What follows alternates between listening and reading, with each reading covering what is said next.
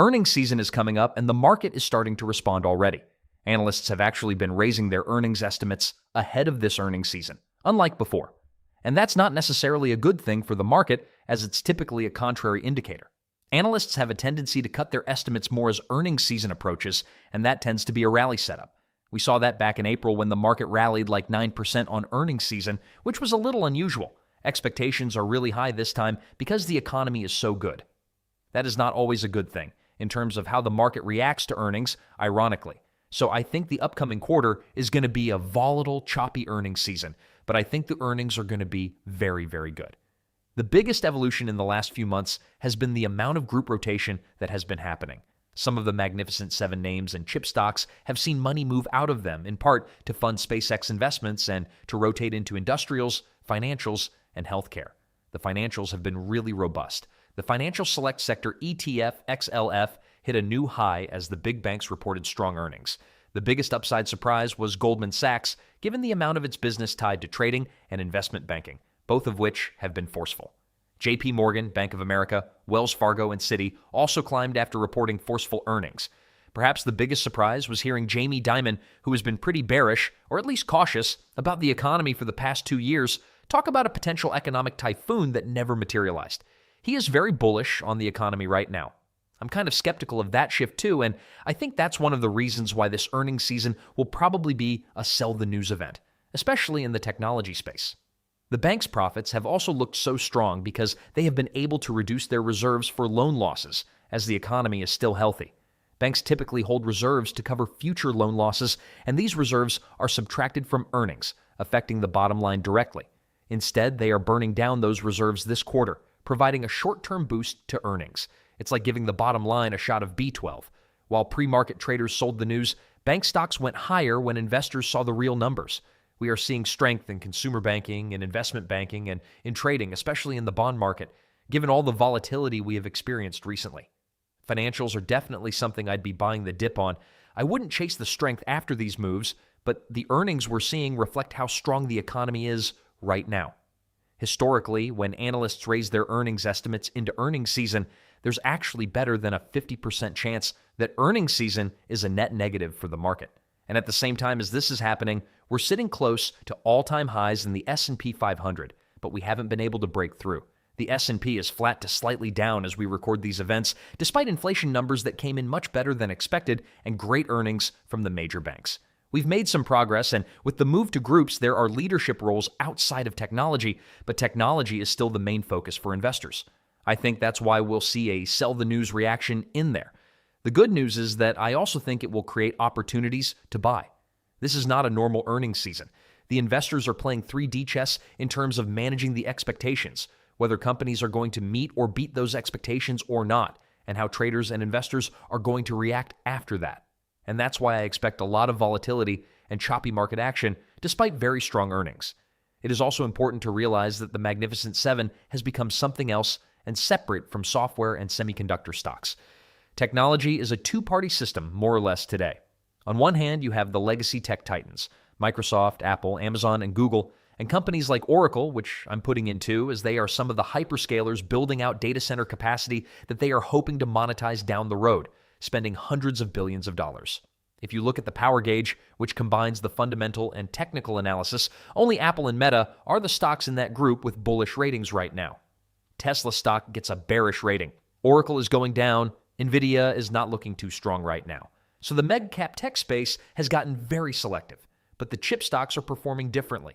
Micron, AMD, and SanDisk are among those that have fallen 15% to 20% from their highs. Now, those stocks are becoming buyable. The earnings reports still have some bearing, with companies such as Dell, Hewlett-Packard, and Micron already reporting great numbers, but the bar was raised so high, it is unclear if they can clear it again. Power Gauge, however, stays bullish on Dell, Micron, SanDisk, and AMD. So they've all come back a fair bit. Some are down over 20% plus, but their fundamental picture is very attractive. Their technical picture is attractive. They are oversold on a short-term basis, and I think this is a buying opportunity in stocks that have already shown exceptional strength. So I see hardware and semiconductor stocks as buying opportunities on dips, while I see much of the Magnificent Seven as selling opportunities. Oracle deserves a special mention, as it has been my number one bearish stock for 2026.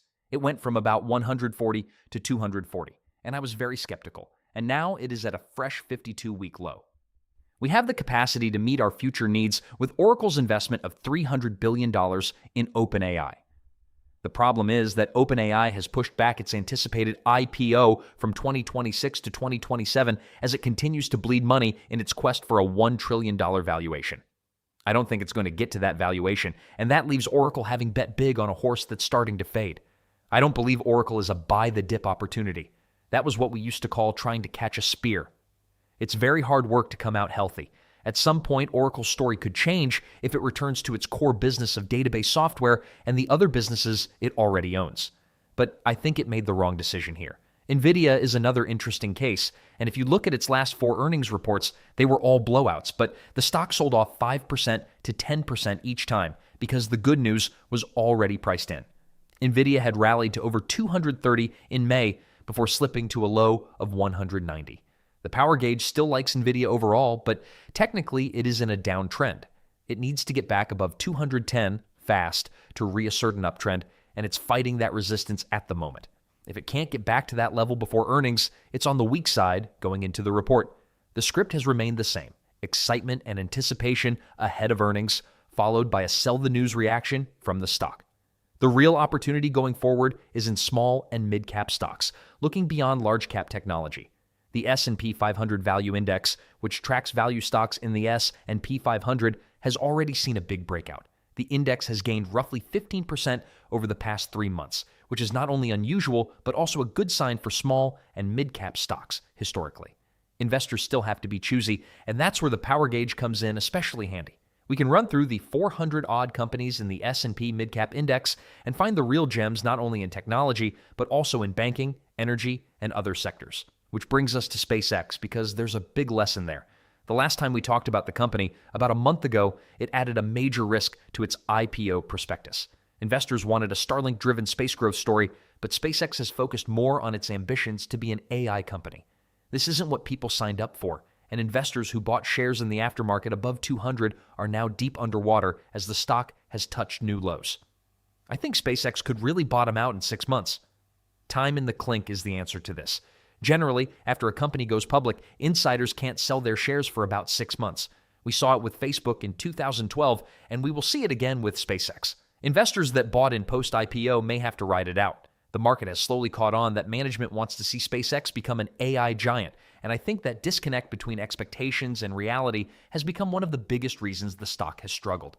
The fragility at SpaceX has also spread across the wider space sector. Small-cap space stocks rallied ahead of the IPO, but have since fallen sharply. Many of these new space companies don't have the earnings that legacy aerospace companies have to justify their valuations.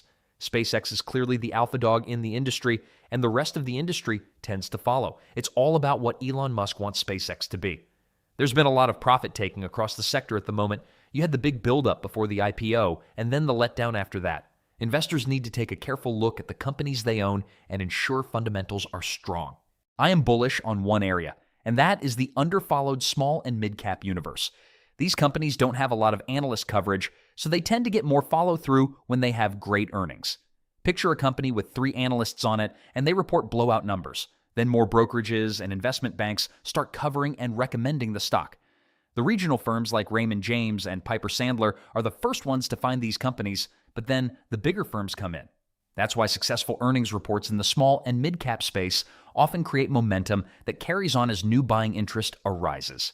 Take Avnet Electronic Equipment, which has a market capitalization of about $6 billion and annual sales of about $25 billion. The stock has pulled back with the rest of tech recently, but instead of 20% down, it's only down about 10%.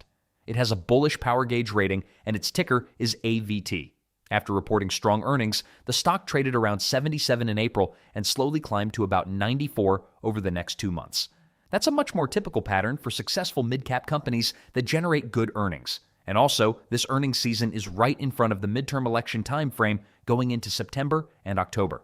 I thought we might see a correction of 10% to 20% earlier this year, but the biggest decline has been the roughly 9.9% pullback in April. That said, we're entering a seasonally weak period, mid-July through mid-October, and earnings season is right at the beginning of that window. I would expect the next 4 to 6 weeks to be volatile and choppy with the potential for some further weakness into September. I think if that happens, it's going to create a tremendous buying opportunity as we head into 2027. Thanks for watching. Please subscribe to this channel.